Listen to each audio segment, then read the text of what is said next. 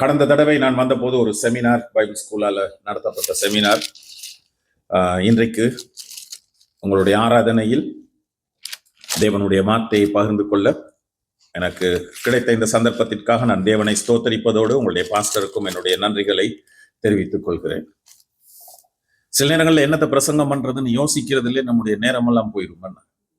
ஆண்டவர் ஒரு 2-3 பக்கங்கள் உள்ள புத்தகம் கொடுத்திருந்த லேஸ், ஆனால் அவர் 66 புத்தகங்கள் உள்ள பைபிளை கொடுத்திருக்கிறார்.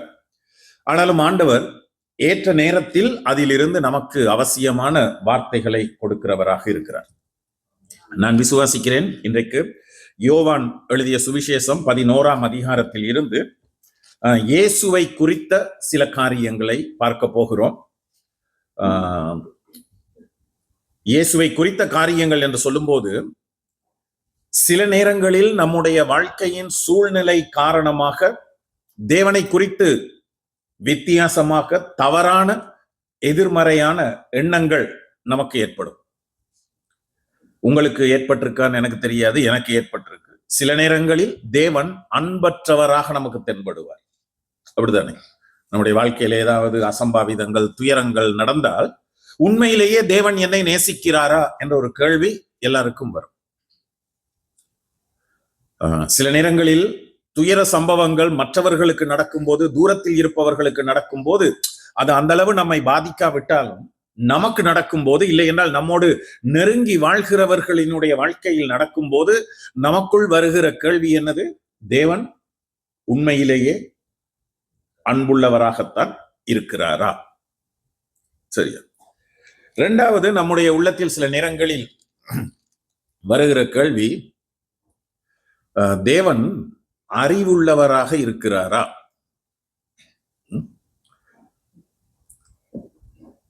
என்ன ஒரு மாதிரி பாக்குறீங்க? இப்ப நம்ம மனசுல இருக்கிறதெல்லாம் வெளியில சொல்றது இல்லத்தானே? சொல்லுவோமா? இல்ல. சொன்னா நடக்கும், அவ்வளவுதான். அதனால மனசுல இருக்கிறதெல்லாம் சொல்றது இல்ல. கணவன்மார்கள் மனைவிமார்கள்ட்ட மனசுல வர எல்லாத்தையும் சொல்லுவாங்களே, சொன்னா அவ்வளவுதான். அடுத்த நாள் டிவோர்ஸ்னு கோர்ட்ல போய் நிற்க வேண்டியதுதான். மனசுல 1000 வரும். எல்லாத்தையும் அப்படியே அடக்கி கொண்டு அமைதியாக அப்படியே ஒரு புன்முறுவலோடு இருக்கிறது அப்படி நம்ம பழகிட்டோம். ஆனாலும் சில நேரங்களில் நம்ம வேதத்தை வாசிக்கும் போது ஆண்டவர் சொல்கிற காரியங்கள், செய்ய சொல்லும்படி சொல்கிற விஷயங்கள், உண்மையிலேயே ஆண்டவருக்கு அறிவு இருக்கா அப்படின்னு கேட்க தோன்றும். சில நேரங்களில் வேதம் நமக்கு புரியாவிட்டால் கூட ஆண்டவர் என்னத்தையோ பைபிள்ல எழுதி வைத்திருக்கிறார், இதெல்லாம் இந்த காலத்துக்கு உதவாது, நம்ம ரொம்ப ஏஐயோட வாழ்றோம்னா. இந்த காலத்துல மனிதர்கள் ஆவியானவரோடு வாழ்கிறார்களோ தெரியல, ஏஐயோடு வாழ்கிறார்கள். அப்படித்தானே? ஏஐ வந்த பிறகு நிறைய பேருக்கு ஆண்டவரே தேவையில்லாம போயிட்டார். இப்போ பைபிள் ஸ்கூல்ல எல்லாம் அசைன்மெண்ட் கொடுக்கறது, எக்ஸாம் வைக்கிறதெல்லாம் ரொம்ப கஷ்டமா போயிருச்சு. சிலர் படிக்கிறதே இல்லை,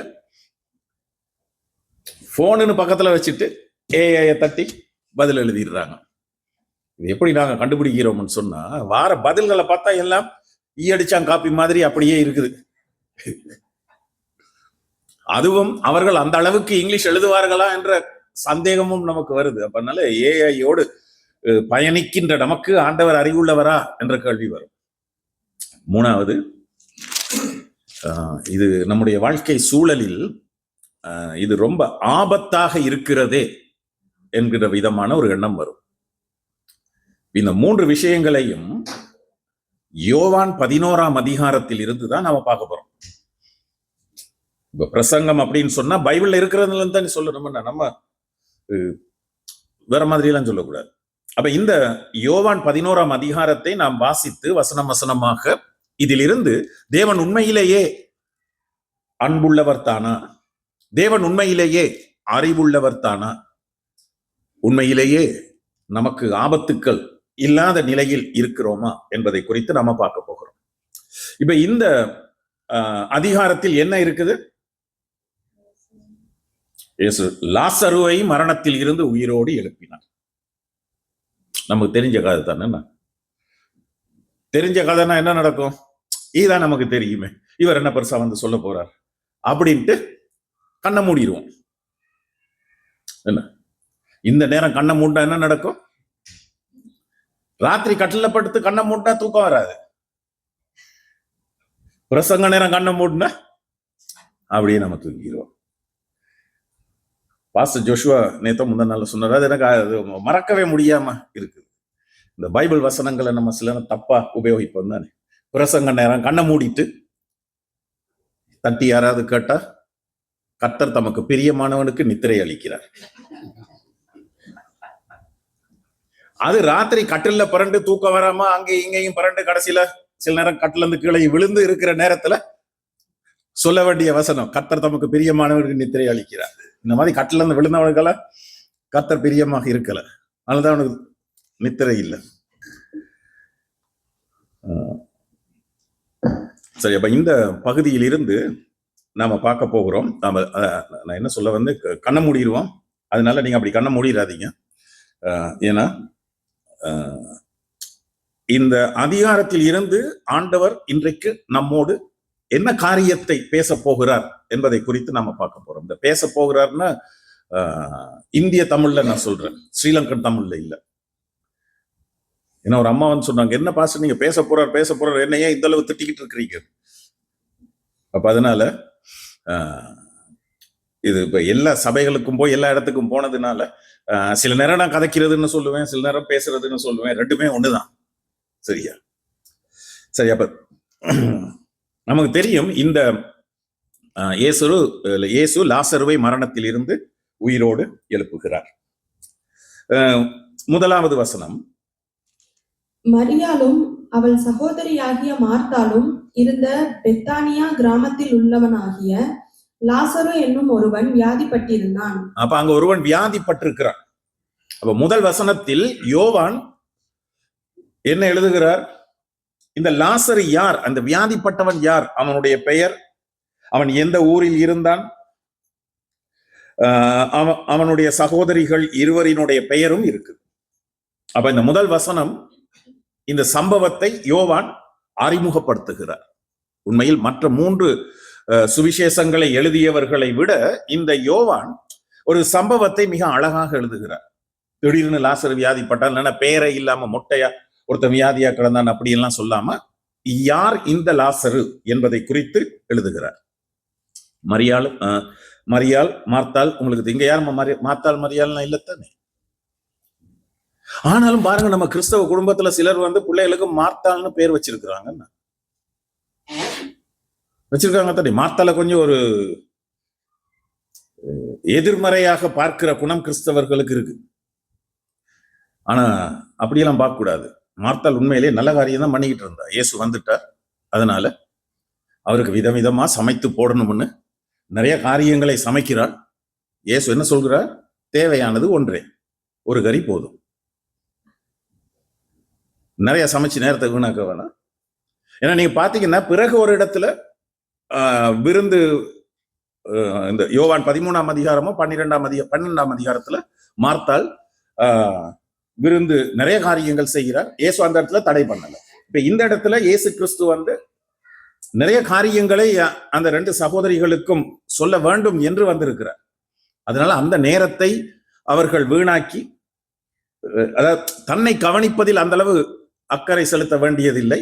அதனால தேவையானது ஒன்றே அப்படின்னு ஒரு சொல்லிட்டு, மரியாள் தன்னை விட்டு எடுபடாத நல்ல பங்கை தெரிந்து கொண்டார். நாம வந்து என்ன பண்றோம்? தேவையானது ஒன்றே, மரியாள் தன்னை விட்டு எடுபடாத நல்ல பங்கை தெரிந்து கொண்டால், இப்ப மார்த்தாள் வந்து டோட்டலி தப்பு அப்படின்னு முடிவு கட்டிடுறோம். அந்த அர்த்தத்துல இயேசு சொல்லல, ஒரு கறி போதும். ஆனா முக்கியமானது என்னது? இந்த சாப்பாட்டை விட ஆண்டவருடைய வார்த்தையை கேட்பது முக்கியமானது அப்படின்னு சொல்றார். அப்ப அந்த மார்த்தாள் மரியாளை குறித்து நமக்கு நன்றாக தெரியும். பிறகு 2ஆம் வசனத்துல இன்னும் கொஞ்சம் விளங்கப்படுத்துறார். வாசிங்க 2ஆம் வசனம். கர்த்தருக்கு பரிமள தைலம் பூசி தன் தலைமயிரால் அவருடைய பாதங்களை துடைத்தவள் அந்த மரியாளே, அவளுடைய சகோதரனாகிய லாசரு வியாதியா இருந்தான். இப்ப நம்ம பார்க்கும்போது யோவான் ரொம்ப பில்டப் கொடுக்கிற மாதிரி இருக்குதுன்னா, முதல் வசனத்திலையும் இந்த லாசரை யார் என்று சொல்லிட்டு பிறகு இதுக்கெல்லாம் காரணம் இருக்கு. ஏன் யோவான் அப்படி சொல்கிறார் என்று. அப்ப யார் இந்த மரியாள் என்பதையும் விளங்கப்படுத்துகிறார். 3ஆம் வசனம். அப்பொழுது அவனுடைய சகோதரிகள், ஆண்டவரே, நீர் சிநேகிக்கிறவன் வியாதியாய் இருக்கிறான் என்று சொல்ல அவரிடத்திற்கு ஆள் அனுப்பினார்கள். இப்பதான் இந்த சகோதரிகள் என்ன சொல்கிறார்கள்? நல்லா நீங்க கவனிக்கணும். லாசரு வியாதியா இருக்கிறான் அப்படின்னு செய்தி அனுப்பல. என்ன விதமாக செய்தி அனுப்பப்படுகிறது? நீர் சிநேகிக்கிறவன். அப்ப அவங்க என்ன யோசிச்சாங்க? சிநேகிக்கிறவன் என்றதுனால ஆண்டவர் கொஞ்சம் ஸ்பெஷலா கவனிப்பார் அப்படின்னு நினைச்சு, நாங்கள் சிலர் அப்படிதான் நினைக்கிறது, நம்மளை ஆண்டவர் ஸ்பெஷலா கவனிப்பார் அப்படின்னு பார்த்தா என்ன நடக்குது? சர்ச்சுக்கு வந்தா அடுத்தவன் தான் சாட்சி சொல்றான். நம்ம வாழ்க்கையில ஒரு சாட்சியை காணாம்.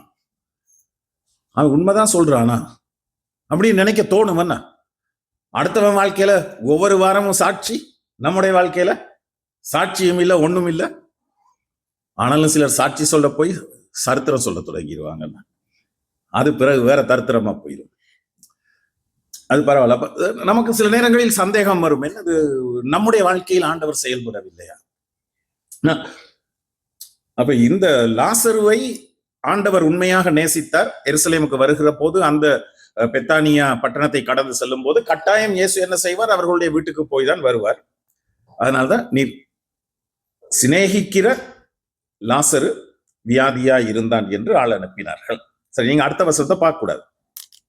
இப்ப நீங்கள் மிகவும் அதிகமாக நேசிக்கிற ஒருவர் வியாதியாக இருக்கிறார் என்று ஒரு போன் வருது, இல்லைன்னா அவருக்கு ஒரு ஆக்சிடென்ட் ஆகப்பட்டு சாக கிடக்கிறார், என்ன பண்ணுவீங்க? துண்டகான துணியகான ஓடி போயிடுவோம். அப்படித்தானே செய்வோம்.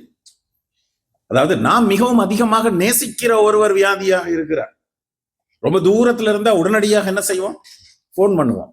அந்த காலத்துல போன் எல்லாம் இருக்கல. ஆனா இயேசு என்ன செய்திருக்கலாம்? உடனடியாக போயிருக்கலாம். ஆனா அவர் போகல. என்ன பண்றார்? 4ஆம் வசனத்தை வாசிங்க. இயேசு அதை கேட்ட பொழுது அந்த வியாதி மரணத்துக்கு ஏதுவாய் இராமல் தேவனுடைய மகிமை விளங்குவதற்கு ஏதுவாய் இருக்கிறது, தேவனுடைய குமாரனும் அதில் மகிமைப்படுவார் என்றார். இப்ப நம்ம எல்லா சூழ்நிலைகள்ல இயேசு மாதிரி இருக்கணும், அப்படித்தானே? இயேசுவை நம்ம பின்பற்றணும், அவரை போல இருக்கணும், அவரை போல பேசணும்.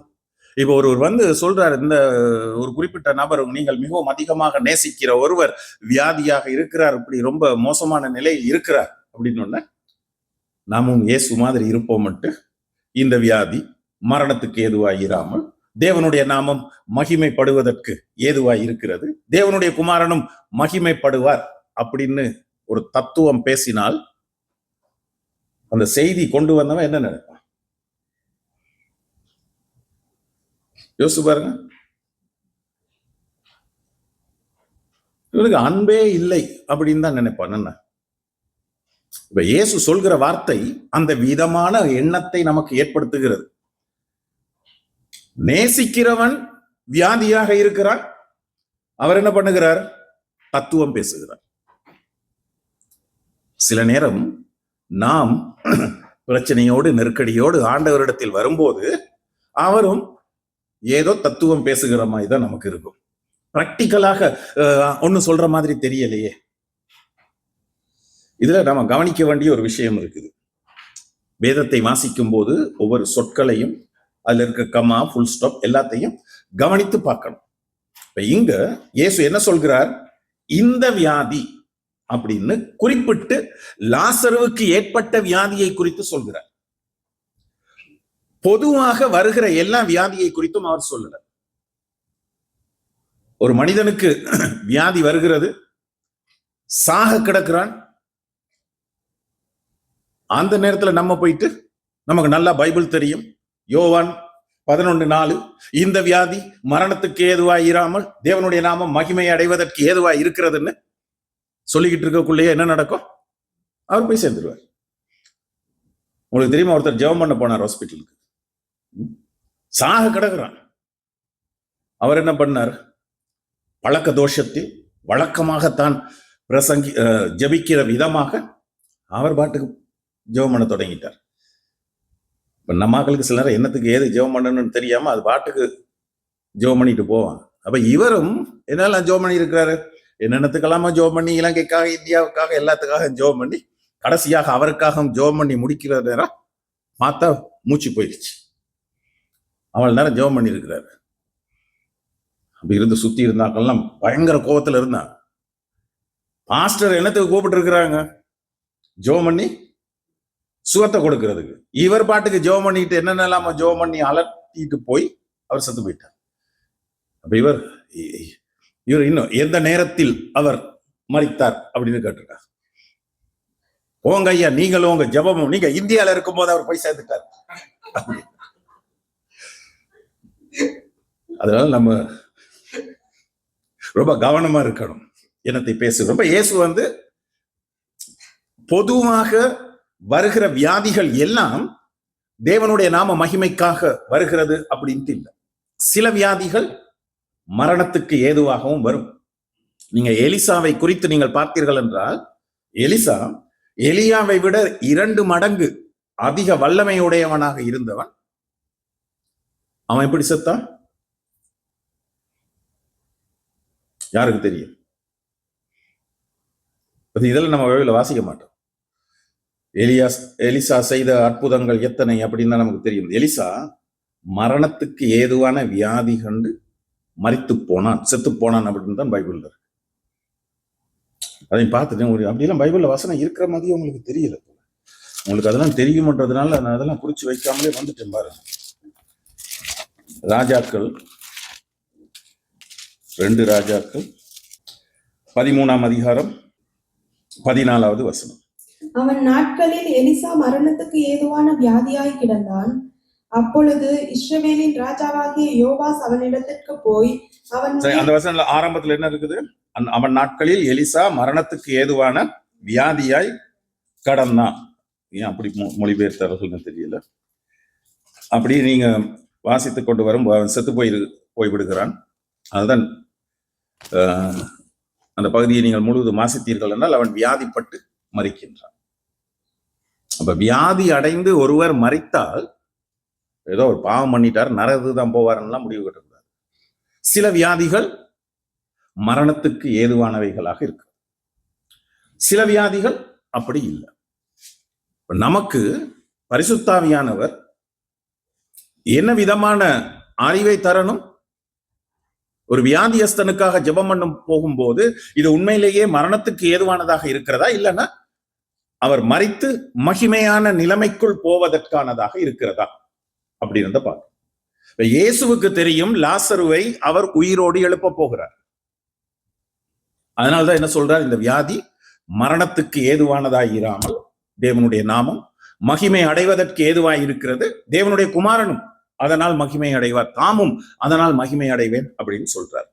ஆனாலும் மிகவும் அதிகமாக நேசித்த ஒருவர் வியாதியாக இருக்கும் போது இயேசு இப்படி தத்துவம் பேசினது அவர் அன்பற்றவர் என்கின்ற விதமான எண்ணத்தை நமக்கு ஏற்படுத்து. அப்படிதானே? உடனே செயல்பட்டிருக்கணும்.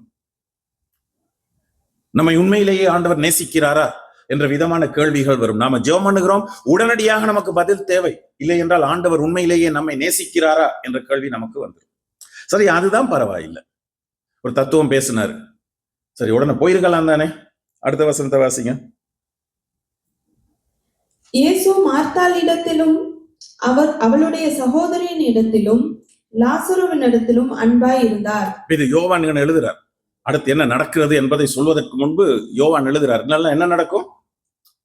இயேசு பேசிய இந்த வார்த்தைகள் உண்மையில் இவர்கள் மீது இயேசு அன்பற்றவராக இருந்தார் என்ற எண்ணத்தை நமக்கு ஏற்படுத்தும் என்பதனால யோவான் என்ன எழுதுகிறார்? உண்மையிலேயே இயேசு இந்த குடும்பத்தினர் மீது அன்புள்ளவராக இருந்தார் என்பதை நமக்கு காண்பிப்பதற்காக அந்த விதமாக யோவான் எழுதுகிறார். பிறகு பாருங்க அடுத்த வசனம்.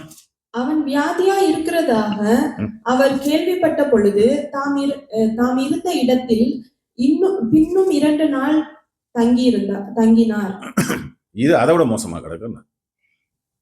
அவர் சொன்னதாவது பரவாயில்ல, ஏதோ அவர் ஆண்டவர் இப்படிதான் தத்துவம் பேசுவார், பார்த்தா நீர் சிநேகிக்கிறவன் வியாதியாக இருக்கிறான் என்று செய்தி வந்த போது இவர் இன்னும் 2 நாள் அப்படியே இருக்கிறார். கொஞ்சம் யோசிச்சு பாருங்க, நாம் நேசிக்கின்ற யாருக்காவது இந்த மாதிரி வியாதி வந்து நம்ம வீட்டுக்குள்ள 2 நாள் உட்கார்ந்து இருந்தா என்ன நினைப்பார்கள்? பிரசங்கம் பண்றதெல்லாம் சுத்த பொய், சுத்த மாய்மாலம், அன்பே இல்லை, ரொம்ப மோசமானவன் அப்படின்னு முடிவு கட்டிடுவாங்க. ஆனா இயேசு கிறிஸ்து காரணத்தோடு என்ன செய்கிறார்? தாமதமாக போகிறார். அவர் ஏன் தாமதமாக போகிறேன் என்பதை குறித்து சீடர்களுக்கு பிறகு சொல்கிறார். 15ஆம் வசனத்துல வாசிங்க. நான் அங்கே இராததினால் நீங்கள் விசுவாசம் உள்ளவர்களாகிறதற்கு ஏது உண்டென்று உங்கள் நிமித்தம் சந்தோஷப்படுகிறேன். இப்பொழுது அவனிடத்திற்கு போவோம் வாருங்கள் என்றார். இது 2 நாளைக்கு பிறகு போகும். முதல்ல என்ன சொல்கிறார்? நான் அங்கே இராததினால் நீங்கள் விசுவாசம் உள்ளவர்களாவதற்கு ஏது உண்டென்று உங்கள் நிமித்தம் சந்தோஷப்படுகிறேன். போதாத போய் 2 நாள் லேட்டா போறாரு. லேட்டா போறதுல நான் சந்தோஷப்படுகிறேன் அப்படின்றார். ஆனால் காரணம் என்ன சொல்கிறார்? உங்கள் விசுவாசம், நீங்கள் விசுவாசம் உள்ளவர்களாகிறதற்கு ஏது உண்டென்று அறிந்து. நாம் என்னத்தை அறிந்து கொள்ள வேண்டும் என்றால், தேவன் எதை செய்தாலும், உடனடியாக செய்தாலும் தாமதமாக செய்தாலும் எதற்காக செய்வார் என்றால், நம்முடைய விசுவாசம் அதிகரிக்க வேண்டும், வளர வேண்டும் என்பதற்காக செய்வார். இப்ப இயேசு உடனடியாக போயிருந்தால் என்ன நடந்திருக்கும்? அந்த சீடர்கள் ஒரு வியாதியஸ்தன் சுகமடைவதை மட்டும்தான் பார்த்திருப்பார்கள். அந்த மாதிரி நிறைய பார்த்து விட்டார்கள். இயேசு கிறிஸ்து இதற்கு பிறகு கைது செய்யப்பட்டு மரணமடைய போகிறார். அவரும் உயிரோடு எழும்ப போகிறார். எனவே சீடர்களினுடைய விசுவாசம் அதிகரிக்க வேண்டும். என்னது?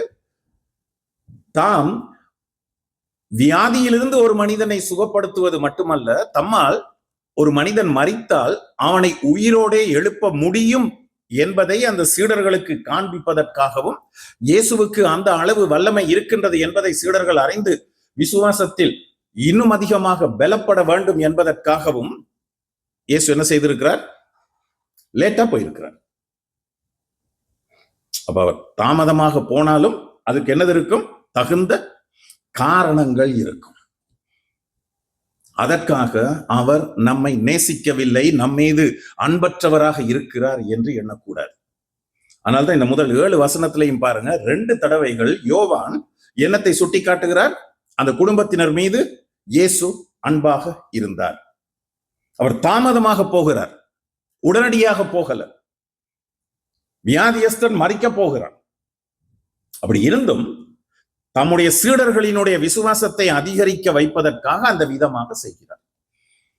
சிலர் நமக்கு கொஞ்சம் இயேசுவின் மேல கொஞ்சம் கோபமா தான் இருக்கும்.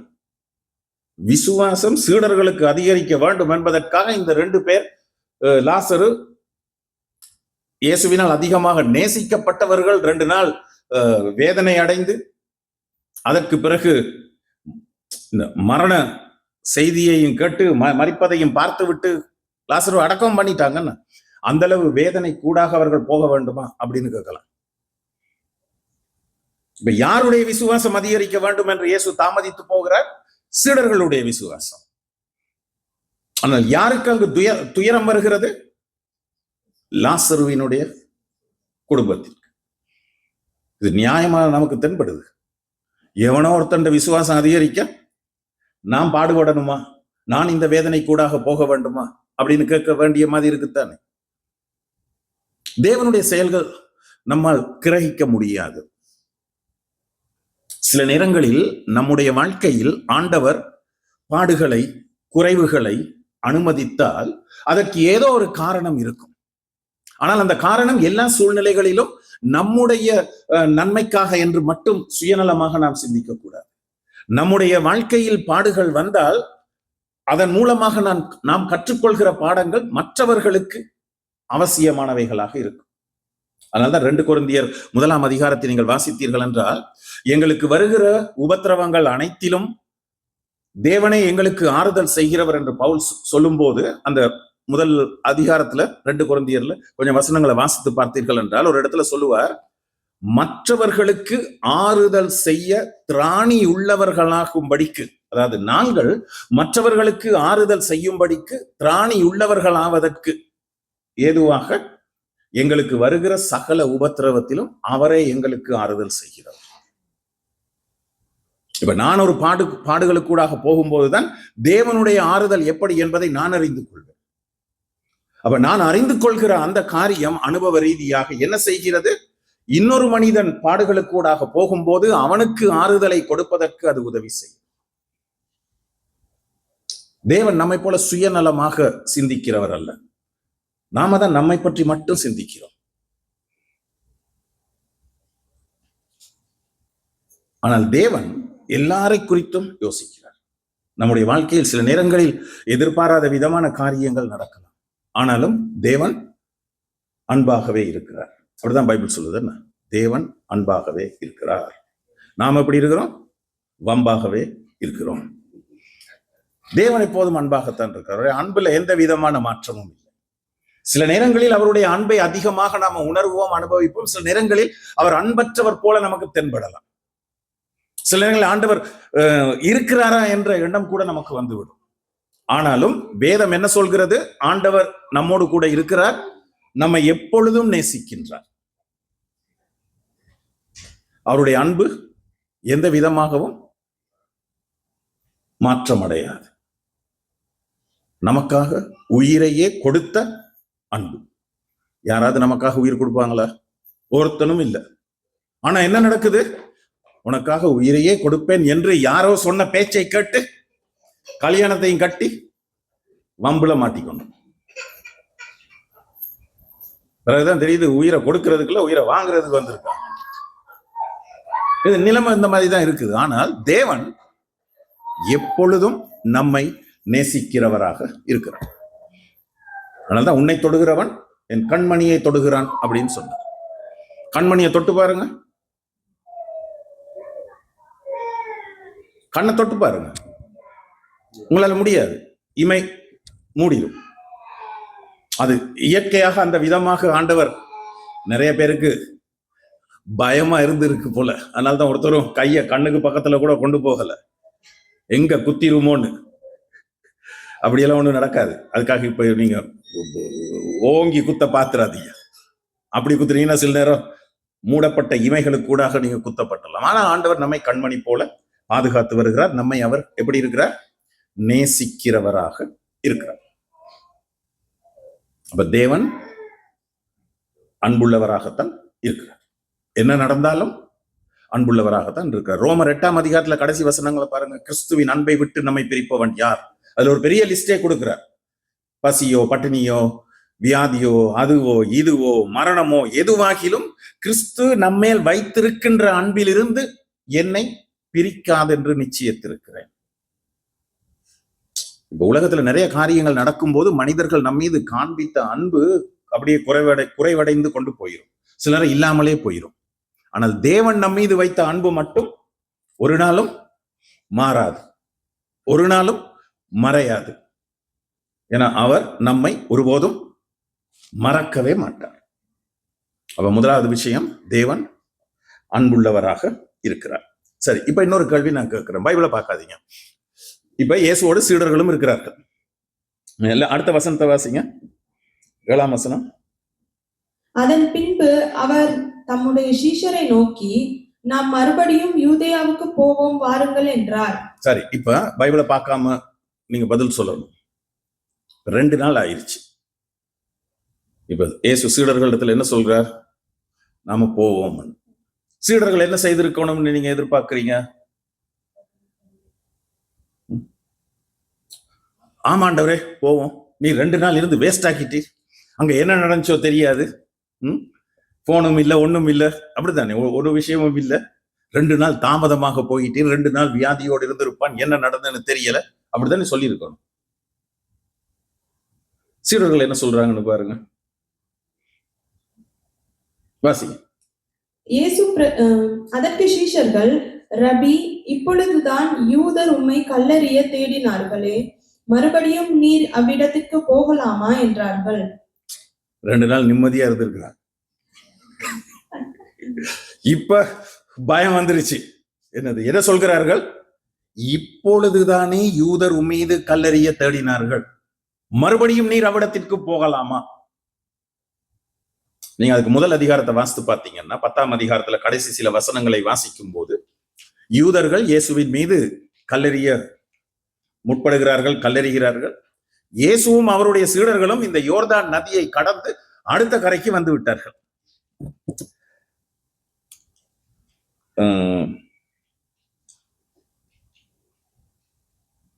நீங்க 31ஆம் வசனத்திலிருந்து கடைசி வசனம் வரைக்கும் பிறகு வாசித்து பாருங்கள், இதை நம்ம பார்க்கலாம். அப்ப ஆற்றை கடந்து தப்பிச்சோம் பிழைச்சோம்னு துண்ட காணம் துணிய காணம்னு ஓடி போயிருக்கிறாங்க சீடர்கள். அப்ப ஆற்றையும் கடந்து அடுத்த கரைக்கு போய்விட்டதனால் சீடர்கள் என்ன யோசிச்சாங்க? நிம்மதியா இருந்திருக்கிறார்கள். இப்ப அந்த செய்தி வருது தானே, நீர் நேசிக்கிறவன் வியாதியா இருக்கிறான். இந்த சீடர்களுக்கு எப்படி இருந்திருக்கும்? பக் பக் பக்குன்னு ஹார்ட் அடிச்சிருக்கும். இந்த அறிவு கட்டவரா இருக்கிறாரு. இப்பதான் நீ தப்பிச்சு வந்தா திருப்பி அந்த இடத்துக்கு போலாமா? நேசிக்கிறவன் அங்க இருந்தா இருந்துட்டு போட்டோம், இங்க இருந்தே ஜோம் பண்ணும் ஆண்டவரே, அவன் சுகமடைவான் அப்படிலாம் யோசிச்சிருக்கலாம். ஆனா இயேசு 2 நாள் ஒரு தத்துவத்தை பேசிட்டு 2 நாள் நிம்மதியா இருந்தது, சீடர்களுக்கு நிம்மதியா இருந்திருக்கும். ஆனா இப்ப மறுபடியும் போவோம்னு சொல்லும் போது ரொம்ப பயம் அடைந்துட்டான். இந்த திதிமூன்னு ஒருத்தன் இருக்கான் தானே, தோமா, அவன் என்ன சொல்றான் பாருங்க. இப்ப இயேசுவுக்கும் அவர்களுக்கும் இடையே நிறைய கொஞ்சம் உரையாடல் நடக்குது. 16ஆம் வசனம் பாருங்க. அப்பொழுது திதிமு எனப்பட்ட தோமா மற்ற சீஷர்களை நோக்கி, அவரோட கூட மரிக்கும்படி நாமும் போவோம் வாருங்கள் என்றான். என்ன சொல்றான் பாருங்க. இயேசு ஆளை விடுற மாதிரி இல்ல, சரியா? அதனால இனி ஒன்னும் நடக்காது, சரி வாங்க நாங்களும் போய் சாவோம். இவர் என்னத்துக்கு போறாரு? சாக போறாரு. அங்க யூதர்கள் கல்லறிய போகிறார்கள், நாமும் போய் சாவோம்னு சொல்றான். அப்ப இது இயேசு அவர்களை அழைத்து கொண்டு போக முற்பட்டது ஆபத்தாக அவர்களுக்கு தென்பட்டது. அப்படிதான், தங்களுக்கு ஆபத்து வந்துடும் அப்படின்னு நினைச்சாங்க. திதிமு பரவாயில்ல ரொம்ப, ஏன்னா நீங்க அந்த இடையில உள்ள வசனங்களை வாசித்தீங்கன்னா இயேசு அடம் பிடிச்சுக்கிட்டு இருக்காரு, இப்ப என்னது போகணும். அப்ப திதிமு யோசிச்சா இனி எவ்வளவு தர்க்கம் பண்ணாலும் இவர் கேட்க போறது இல்லை. சில குடும்பங்கள்லையும் அப்படித்தானே, எவ்வளவுதான் சொன்னாலும் இந்த மரமட்டையில ஒன்னும் ஏற போறது இல்லை, நம்ம தான் கத்தி டைமை வேஸ்ட் பண்ணிக்கிட்டு இருக்கிறோம். அந்த மாதிரி திதிமு யோசித்திருப்பான். ஏன்னா அவனும் மனுஷன் தானே, எல்லாம் பயத்தோடு இருந்திருக்கிறார். ஆனால் இந்த சீடர்கள் ஒரு காரியத்தை மறந்து விட்டார்கள். என்னத்தை மறந்துட்டாங்க? யூதேயாவில் யூதர்கள் கல்லெறிந்தார்கள், உண்மை. இவர்கள் தப்பித்து வந்து விட்டார்கள், உண்மை. ஆனால் இயேசுவின் மீது எரியப்பட்ட கற்கள் இயேசுவின் மீதும் படவில்லை, சீடர்கள் மீதும் படவில்லை. அதனால வந்து தைரியம் அங்க இருக்கிறாங்க. எனவே இயேசு அவர்களோடு இருந்ததனால் யார் கல்லெறிந்தாலும் அதனால் எந்த விதமான காயமும் இயேசுவுக்கோ அவரோடு இருந்தவர்களுக்கோ ஏற்படவில்லை. ஏனென்றால் இயேசு எப்படிப்பட்டவர்? அவர்களை பாதுகாத்திருக்கிறார். இப்ப இயேசு சிலுவையில் மரித்தார், ஏதோ யூதர்கள் ரோமர்கள் அவரை மேற்கொண்டு விட்டார்கள் என்றல்ல. இயேசு தாமாகவே தம்முடைய உயிரை கொடுப்பதற்காக அவர் கடைசியாக எருசலேமுக்கு போகிறார். ஜீவனை நான் கொடுக்கவும் மறுபடியும் அதை எடுக்கவும் எனக்கு அதிகாரம் உண்டு. மனுஷகுமாரன் எழுதி இருக்கிறபடியே போகிறார். அப்ப யோவான் சுவிசேஷத்துல பாத்தீங்கன்னா என் வேளை இன்னும் வரவில்லை, என் வேளை இன்னும் வரவில்லைன்னு அடிக்கடி சொல்றார். ஆனா அந்த சிலுவையில் மறிக்கின்ற அந்த டைம் காலம் வந்த போது என் வேளை வந்து விட்டது அப்படின்றார். அப்ப அந்த குறிப்பிட்ட டைம் வரும்போது அவரே தாமாகவே தம்முடைய உயிரை பலியாக கொடுப்பதற்கு எருசலேமுக்கு போவார். அது வரைக்கும் என்ன நடக்காது? எதுவும் நடக்காது. ஒரு தடவை பாருங்கள், இயேசு கிறிஸ்து ஊழிய ஆரம்பத்தில் நாசரேத் ஜெபாலயத்தில் பிரசங்கித்தார். மக்கள் எல்லாம் கோவப்பட்டு அவரை அந்த நாசரேத் நகரத்தின் ஒரு செங்குத்தான மலை உச்சிக்கு கொண்டு போய் அப்படியே தள்ளிவிட பார்த்தார்கள். இயேசு மறைந்து விடுகிறார். கலிலேயா கடலில் இயேசு பிரயாணம் செய்யும் போது அந்த கடல் கொந்தளிக்கிறது. இயேசுவினுடைய சீடர்கள் எல்லாரும் அந்த கலிலேயா கடலில் மீன் பிடித்தவர்கள். பல வருஷங்கள் அந்த கலிலேயா கடல் அவங்களுக்கு நல்லா தெரியும். அந்த கடலில் எந்த பக்கத்தில் இருந்து காற்று வீசுகிறதோ, ஏன்னா அந்த கலிலேயா கடல் ஒரு தாழ்வான பகுதியில் இருக்குது, தூரத்துல உயரமான மலைகள் இருக்கு. அப்ப காற்று வீசும் போது அந்த கடலில் பிரயாணம் செய்பவர்களுக்கு நன்றாக தெரியும், ஒரு பக்கமாக காற்று வீசியதென்றால் அந்த காற்று போய் மலையில் பட்டு மறுபடியுமாக இந்த பக்கத்திற்கு வரும்போது இவர்கள் படகை எந்த பக்கத்திற்கு கொண்டு போக வேண்டும் என்பது தெரியும். ஏன்னா அந்த வீசுகிற காற்று தான் என்ன செய்யும், இந்த கடலை அலைகளை எழும்ப பண்ணுகிறது. அப்ப இந்த விதமாக பல அனுபவங்கள் பெற்றவர்கள். ஆனால் அவர்கள் இயேசுவிடத்தில் என்ன சொல்கிறார்கள்? நாங்க சாக போகிறோம், ஐயனே மடிகிறோம், உமக்கு கவலை இல்லையா அப்படின்னு கேட்கிறாங்க. இயேசு எழும்பி என்ன செய்கிறார்? கடலை அதட்டுகிறார். அதற்கு கிரேக்கத்தில் உபயோகிக்கப்பட்ட வார்த்தை வழக்கமாக அவர் பிசாசுகளை அதட்டுகிற சொல். அப்ப சுவிசேஷ புத்தகத்தை எழுதியவர்கள் ஏன் அந்த சொல்லை உபயோகிக்கிறார்கள்? அந்த கடலை கொந்தளிக்க வைத்தது யார்? சாத்தான், இயேசுவை கொல்லுவதற்கு. அப்ப பல தடவைகள் இயேசுவை கொல்லுவதற்கு சாத்தான் முயற்சி செய்தார். நாசரேத்திலும் அந்த மனிதர்கள் செங்குத்தான மலை உச்சிக்கு கொண்டு போய் கீழே தள்ளி கொள்ள பார்த்தார்கள். இந்த மாதிரி பல சம்பவங்கள் நடந்தது. பல தடவைகள் யூதர்கள் கல்லெறிந்தார்கள், எதுவுமே இயேசுவுக்கு நடக்கவில்லை. அப்ப இந்த சீடர்கள் என்னத்தை மறந்து விட்டார்கள்? இயேசு தங்களோடு இருக்கிறார், அதனால் தங்களுக்கு எந்த ஆபத்தும் வராது என்பதை மறந்து விட்டார்கள். அதனால்தான் இந்த மாதிரி வாங்க நாங்களும் போய் அவரோட சாவோம் அப்படின்னு திடீர்னு சொல்கிறார். கிறிஸ்தவ வாழ்க்கை ஆபத்தானதாக நமக்கு தென்படும். ஆனாலும் அந்த சூழ்நிலையில் யார் இருக்கிறார்? நம்மோடு இயேசு இருக்கிறார். 27ஆம் சங்கீதத்துல பாருங்க, தாவீது என்ன சொல்கிறான்? கர்த்தரின் வெளிச்சமும் மீட்புமானவர், யாருக்கு பயப்படுவேன்? ஆண்டவர் நம்மோடு இருக்கும்போது நம்ம பயப்பட வேண்டிய அவசியம் இல்லை. 23ஆம் சங்கீதத்துல, நான் மரண இருளின் பள்ளத்தாக்கில் நடந்தாலும் பொல்லாப்புக்கு பயப்படேன், தேவரீர் என்னோடு கூட இருக்கிறீர். நம்ம அந்த புத்தகம் கார்லயே வச்சுட்டு வந்துட்டோம். நான் 23ஆம் சங்கீதத்துக்கு எழுதின புத்தகம் இருக்குது. பிறகு ஆராதனை முடிவில் நாங்கள் கொண்டு வைத்துட்டு போறோம். அதுல நான் அதை குறித்து விரிவாக எழுதியிருக்கிறேன். அந்த சங்கீதம் நான் 176 பக்கம் எழுதியிருக்கிறேன் 23ஆம் சங்கீதத்துக்கு. ஒருத்தர் கேட்டார், என்ன 6 வசனம் தான் இருக்கு, நீங்க என்ன அறுவையா இவ்வளவு எழுதி வச்சிருக்கீங்க? அதனை அறுவையாலாம் ஒன்றும் எழுதல, அர்த்தம் உள்ளதா தான் எழுதியிருக்கிறேன். அந்த 6 வசனத்திலும் தாவீது வயோதிப காலத்தில் என்ன செய்கிறான்? தன்னுடைய வாழ்க்கையை பின்னோக்கி பார்த்து சிறு பிராயத்தில் இருந்து அன்றைய நாள் வரைக்கும் கர்த்தர் தன்னை எப்படி வழி நடத்தி வந்தார், பாதுகாத்தார், பராமரித்தார் என்றெல்லாம் அழகா எழுதி வைத்திருக்கிறார். நிறைய விஷயங்கள் எழுதியிருக்கிறார். எபிரேய மொழியில வாசிக்கும் போது ரொம்ப அழகா இருக்கும். 20 வரிகள் இருக்குது. சரியாக சென்டர்ல வர நடு வரி, தேவரீர் என்னோடு கூட இருக்கிறீர். அப்ப ஆண்டவர் நம்மோடு கூட இருக்கிறார். அதனால என்ன நடந்தாலும் நாம பயப்பட வேண்டிய அவசியம் இல்லை. அவர் என்ன செய்ய சொன்னாலும், நம்மை அழைத்து செல்கின்ற பாதை ஆபத்துகள் நிறைந்ததாக இருந்தாலும், வாருங்கள் யூதேயாவுக்கு போவோம் என்று இயேசு சொல்லும் போது சீடர்கள் என்ன சொல்கிறார்கள்? இப்போதுதானே யூதர் மீது கல்லெறிந்தார்கள், மறுபடியும் போகலாமா? என்னத்தை மறந்து விட்டார்கள்? இயேசு தங்களோடு இருந்ததனால் தங்களுக்கு எந்த ஆபத்தும் வரவில்லை. அதனால் இனியும் அந்த விதமாக வராது என்பதை அவர்கள் மறந்து விட்டார்கள். நெருக்கடியான சூழ்நிலையில் இதுதான் நம்ம மறந்துடுறோம். என்னது? நிகழ்கால பிரச்சனை நமக்கு ஒரு பெரிய பூதம் மாதிரி கண்களுக்கு முன்பாக தென்படுகிறது. இதனால் அதுவரை காலமும் கர்த்தர் நம்மோடு இருந்து வழி நடத்தியதை மறந்து விடுகிறோம். நாம் அதை மறக்க கூடாது. ஒரு பிரச்சனை இன்னைக்கு வரும்போது, நேற்று ஆண்டவர் எப்படி வழி நடத்தினார், கடந்த காலத்தில் எப்படி வழி நடத்தினார், அந்த தேவன் இன்றைக்கும் நம்மோடு கூட இருக்கிறார், நிச்சயமாக நம்மை வழி நடத்துவார் என்கின்ற நம்பிக்கை நமக்கு இருக்கும். நான் கற்றுக்கொண்ட ஒரு சத்தியம் இதுதான். குறிப்பாக சங்கீதங்கள் இருந்து நிகழ்கால பிரச்சனையின் போது கடந்த காலத்தில் தேவன் நம்முடைய வாழ்வில் செய்ததை நினைத்து பார்க்க வேண்டும்.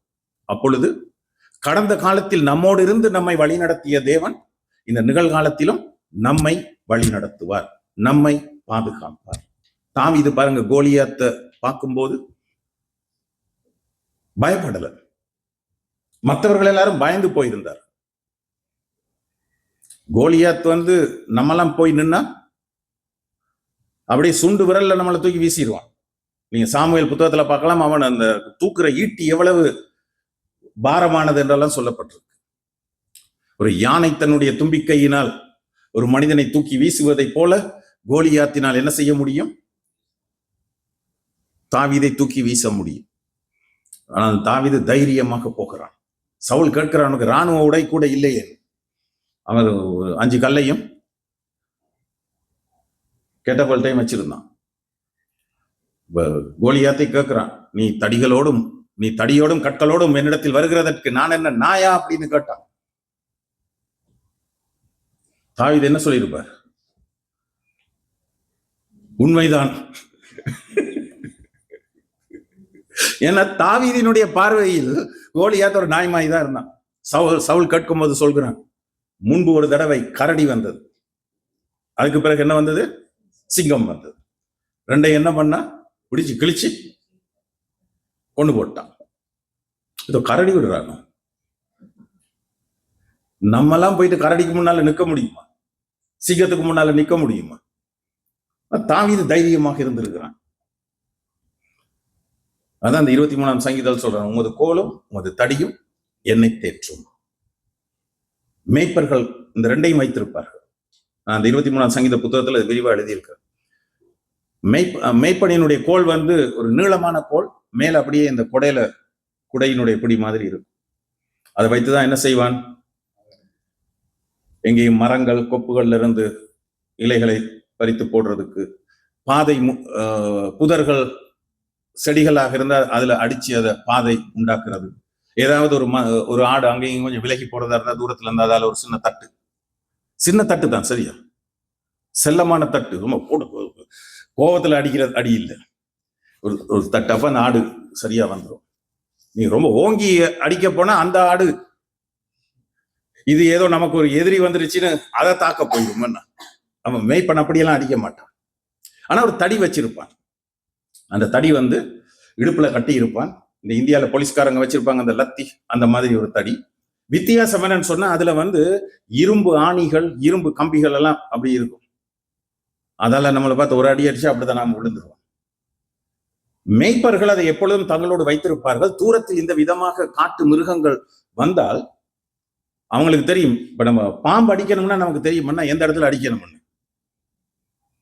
என்னுடைய ஒரு மாமா இருந்தார், அவர் இறந்து போயிட்டார். நாங்க ஒரு காட்டு பகுதியில அம்மாவினுடைய தகப்பனார் ஒரு பெரிய பங்களா வாங்கி வச்சு ஒரு காட்டுக்குள்ள இருந்தார். அங்க போன சில நேரத்துல இந்த ஜன்னல்ல எல்லாம் பாம்பு அப்படி இருக்கும். இந்த மாமா அது என்ன பாம்பா இருந்தாலும் பரவாயில்ல, அவரோட தடி வச்சிருப்பார். ஒரே அடிதான், சரியா அது தலையில போடும், பாம்பு சத்துரும். நானும் ட்ரை பண்ணி பார்த்தேன், அது பாம்பு மேலேயே பட மாட்டேங்குது நாம அடிக்கிற அடி. அது அந்த மாதிரி அவர் பழகி இருக்கிறார். அந்த மாதிரி இந்த மேய்ப்பர்கள் அவங்களுக்கு நல்லா தெரியும் எந்த இடத்துல ஒரு சிங்கத்தின் மீது கரடியின் மீது ஆடிப்பட்டால் அது விழும் என்றது தெரியும். அப்ப இந்த தடியை வைத்து ஓங்கி வீசுவார். சரியா குறிபார்த்து வீசும் போது அது சிங்கத்தின் மீது இல்லைன்னா அந்த கரடியின் மீது பட்டா அந்த கரடி அப்படியே விழுந்துடும். ஆனா உயிரோட தான் இருக்கும். அதுக்கு பிறகு உடனே ஓடி போய் தாடையை பிடிச்சு கிழித்து அதை கொண்டுடலாம். அந்த மாதிரி தான் தாவீது செய்திருக்கிறான். ஆனாலும் தாவீது என்ன சொல்கிறான்?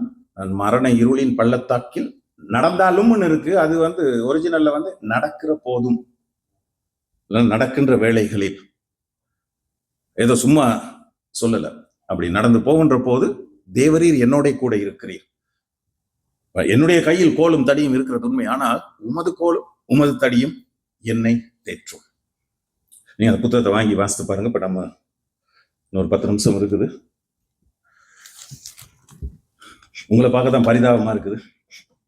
காலையில இங்க இருந்து சூரிச்சு போனோம், திருப்பி அங்கிருந்து இங்க வந்தோம், திருப்பி மறுபடியும் அங்கதான் போறோம், இந்த யூதேயாவுக்கு போற மாதிரி.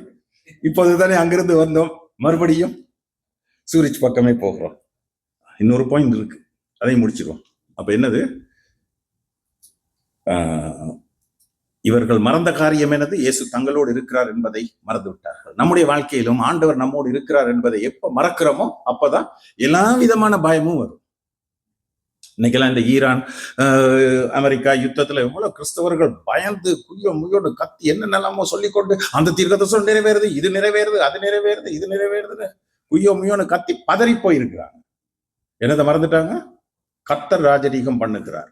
God reigns. அவர் எல்லாவற்றையும் ஆளுகை செய்கிறவராக இருக்கிறார். அதனால ஒண்ணு நடக்காது. ஒண்ணு நடக்காதுன்னா நமக்கு ஒண்ணு நடக்காது. நம்ம பதற வேண்டிய அவசியம் இல்லை. ஆண்டவர் நம்மை பாதுகாப்பார். அப்படியே செத்து போனாலும் எங்க போறோம்? ஆண்டவரிடத்தானே போறோம். அப்புறம் நம்ம பதறணும்,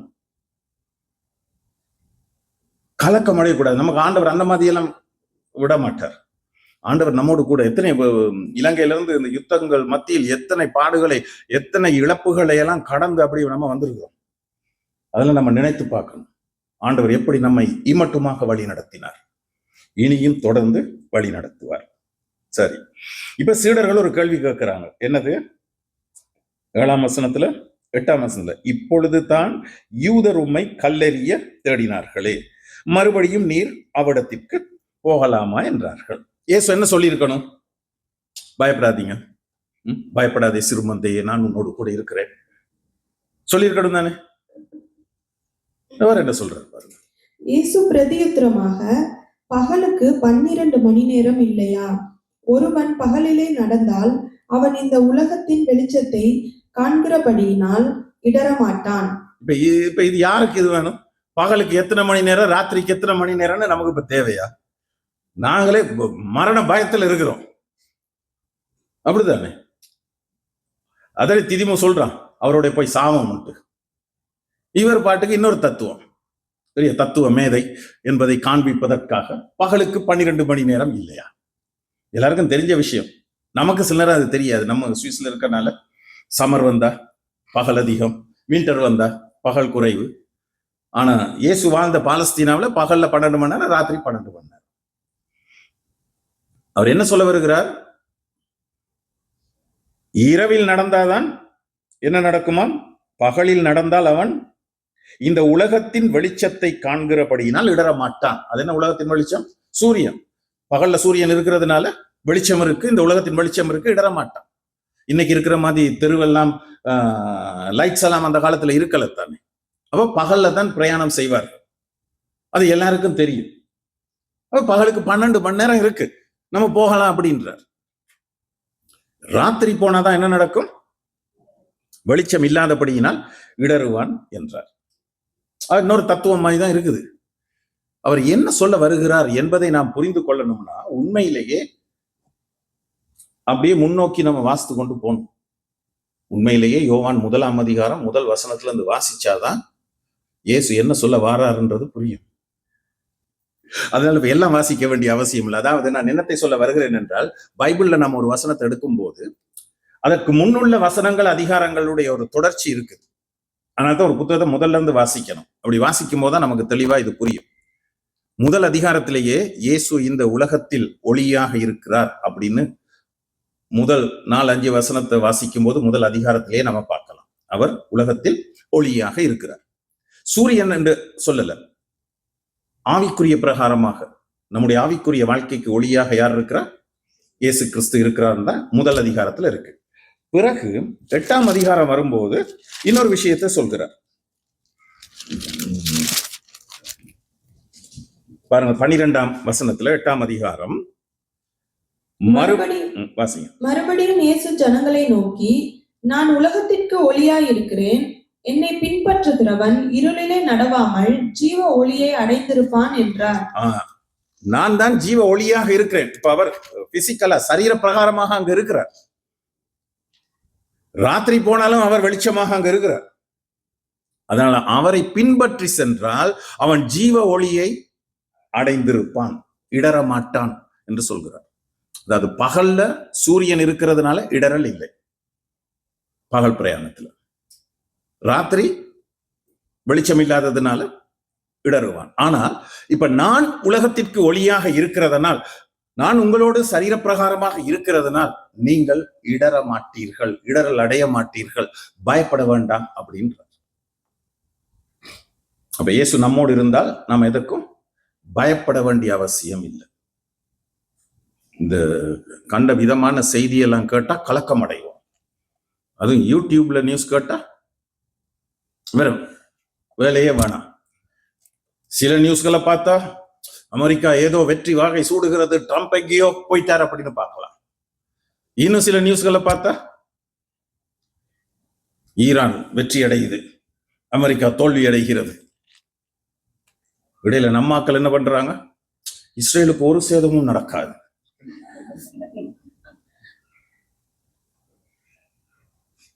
இது நக்கலா சொல்றேன்னு மட்டும் நினைச்சிடாதீங்க.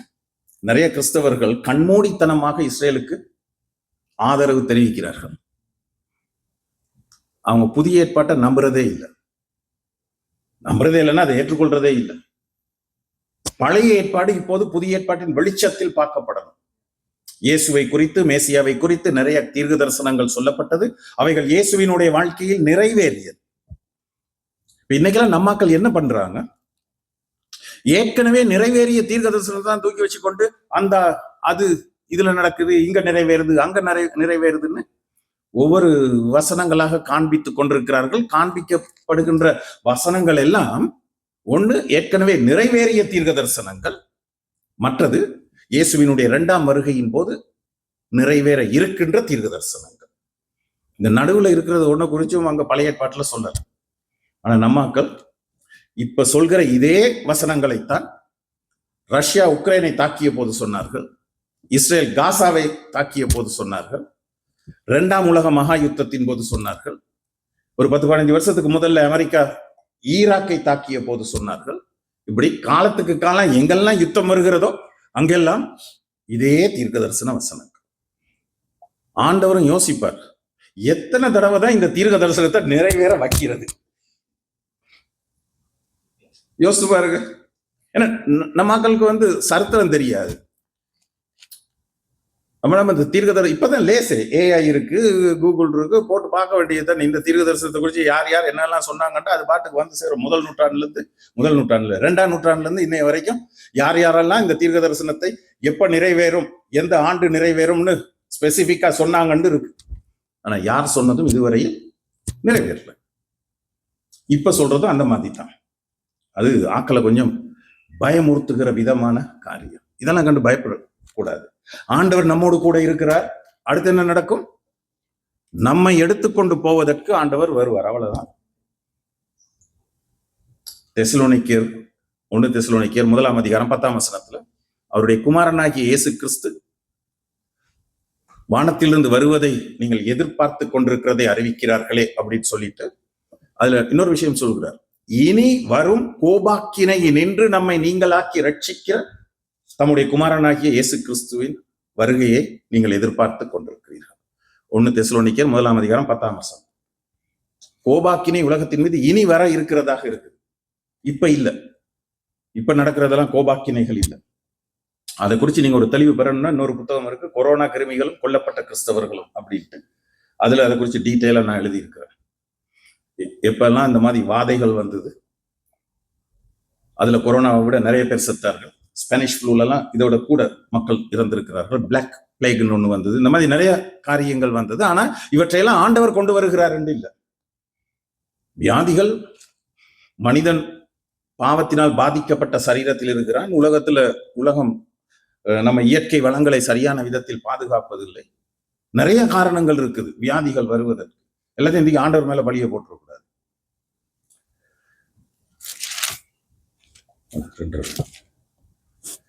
சரி, இப்ப நம்ம என்னெல்லாம் பார்த்திருக்கிறோம், ஆண்டவர் அன்பற்றவராக தென்பட்டாலும் அவர் அன்புள்ளவராக இருக்கிறார். சூழ்நிலை ஆபத்தாக தென்பட்டாலும் ஆண்டவர் நம்மோடு இருப்பதனால் நாம் எதுக்கும் பயப்பட தேவையில்லை. ஆண்டவர் சொல்கிறவைகள் அறிவற்றவைகளாக தென்பட்டாலும் அது ஞானமான வார்த்தைகள் தான். ஏன்னா அவர் அறிவீனமா ஒன்றும் சொல்ல மாட்டார். நமக்கு தான் அறிவு இல்லை. சில நேரம் நாம சில காரியங்களுக்காக ஜெபிப்போம், ஆண்டவர் கொடுக்கிற பதில் அதுக்கு இதுக்கும் சம்பந்தம் இல்லாத மாதிரி இருக்கும். நாம தான் நின்று நிதானமா யோசிக்கும் போது, வேதத்தை சரியான விதத்தில் புரிந்து கொள்ளும் போது ஆண்டவர் உண்மையிலேயே என்ன சொல்கிறார் என்பதை நாம புரிந்து கொள்ளலாம். நம்ம இந்த 3 காரியங்கள் ரொம்ப முக்கியமானது.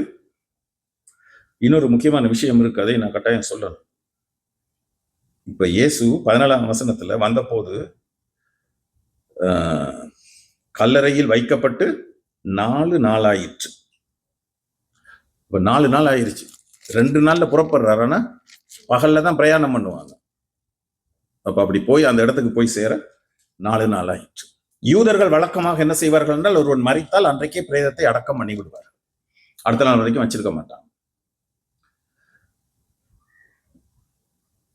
யூதர்கள் மத்தியில் ஒரு நம்பிக்கை இருந்தது. இது யூதர்களினுடைய நம்பிக்கை, சரியா? பைபிள் போதிக்கிற சத்தியம் இல்லை. அதாவது ஒருவன் மரித்தால் 3 நாள் வரைக்கும் அந்த சரீரத்திலிருந்து வெளியில போன ஆத்துமா அந்த இடத்துல சுத்திக்கிட்டு இருக்குமா. என்னத்துக்கு? மறுபடியும் அந்த சரீரத்திற்குள்ள போறதுக்கு. அப்ப இதை தடுக்கிறதுக்காக தான் இந்த கூலிக்கு மாரடிக்கிறவர்கள்னு கேள்விப்பட்டிருக்கீங்களா? காசு கொடுத்து ஒப்பாரி வச்சு அழுகிறதுக்கு ஒரு கூட்டத்தை கொண்டு வச்சிருப்பாங்க. அது என்னத்துக்குன்னு சொன்னா, இந்த ஆவி உள்ள வர பார்க்கறது தானே, அதை வர விடாம துரத்துறதுக்கு. அதனால்தான் இருக்கிற எல்லாத்தையும் போட்டு, இருக்கிற மேல தாளம் எல்லாத்தையும் அடிச்சு போட்டு குய்யோ முயோன்னு கத்தி. இது மக்கள் மத்தியில் உள்ள நம்பிக்கை.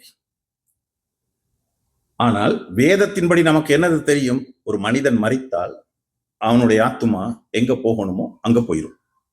கர்த்தருக்குள் மரித்தால் கர்த்தரிடத்துக்கு போயிடுவாங்க. இந்த தேகத்தை விட்டு பிரிந்து கர்த்தரிடத்தில் குடியிருக்க எனக்கு ஆசை உண்டு. அப்ப நம்ம மரணத்துக்கு பிறகு ஆண்டவரிடத்துல போயிடுறோம். அங்கேயும் சுத்திக்கிட்டு இருக்க மாட்டோம்.